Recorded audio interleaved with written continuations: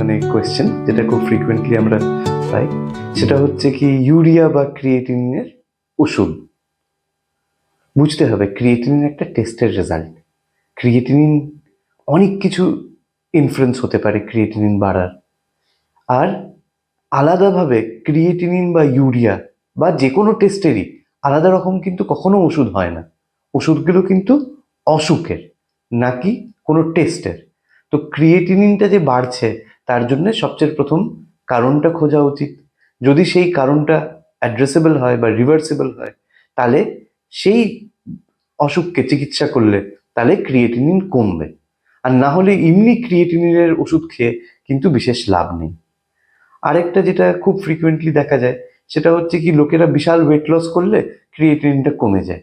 সেটা কিন্তু কোনো মতেই ভালো জিনিস না, কারণ সেখানে আপনার মাসেল লস হচ্ছে।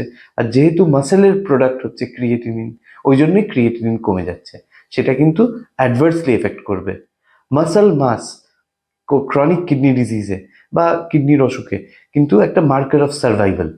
সেটা নর্মাল লোকেদের ক্ষেত্রেও ট্রু, আর ডায়ালিসিস পেশেন্টদের মধ্যে বা ক্রনিক কিডনি ডিজিজেও সত্যি। ধন্যবাদ।